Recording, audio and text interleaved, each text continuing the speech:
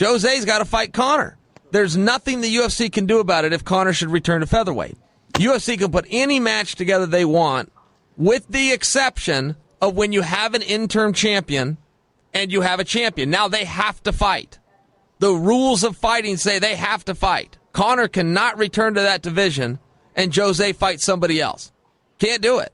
Jose can't be in that division still. Conor goes back and Conor doesn't fight him. They have to fight each other. And the reason that that's a problem is Jose's a flake. He's pulled out of 5 fights.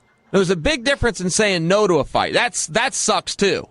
But it's totally different when you sign the contract, you let the posters get made, you let the tickets sell, you film the countdown show. This is millions and millions of dollars in promotion. You do the media tour, and then you pull up lame.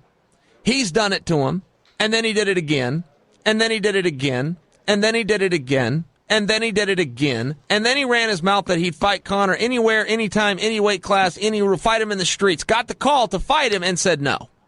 I think Jose Aldo might be the best pound-for-pound fighter we've ever seen. He might be the best talent. There's a few guys you can say that about. John Jones is, of course, in there. Jose's in there. Dominic Cruz is in there. DJ sits at top of the list right now, though he's got a loss to Dominic. There's a few guys you could say that about. But Aldo's one of them. I got no problem with that guy's abilities. He's incredible. But he's a flake. You cannot count on that guy. If they announce that fight, and they will, I couldn't rightly come on this show and tell you guys to buy tickets. I could not tell you that with good conscience. Get plane tickets. Set that weekend aside. I had no idea if he's going to show up. I'd bet he won't. I would bet he won't. He just took on Frankie Edgar for a world title. Should Frankie have won, it would have set history. He would have been only the 3rd fighter in UFC history to win championships in 2 different divisions. And these guys are jerking the curtain. They're 2nd or 3rd fight of the night. That's where they belong. You can't stick Jose Aldo on top of a card because he's a flake. Then he shows up in there. He fights Frankie. His output, Jose's output was nothing compared to Frankie's. He threw 1 punch for every 5 that were thrown at him. Tried no takedowns, tried no submissions, and won the fight. And it was the right call. It was the single greatest strategy of the entire week. Jose Aldo conserved his energy. He picked his shots. His defense was immaculate. Immaculate. His wrestling defense is the same as George St. Pierre's wrestling offense. George St. Pierre's never wrestled, and he goes in and he's the most effective wrestler in the sport. Jose Aldo has never wrestled, and he is the single best wrestling defense in MMA. Better than Cormier's, better than mine. But I mean, go through the guys that you might think are good wrestlers. Nobody defends as well as Jose Aldo.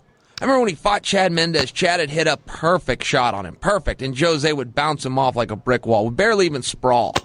Hit him with his hips, boom, boom, come right back up. Jose Aldo also, when there's 10 seconds left in a round, and I don't know if you guys can hear this at home. I think you can, but I don't know. When you're live in the venue, there's the timer will hit something together, a little clapper when there's 10 seconds left, so everybody knows there's 10 seconds left. When that clapper goes off, it's like a trigger. Jose Aldo's waiting for it, and when he hears it, he explodes.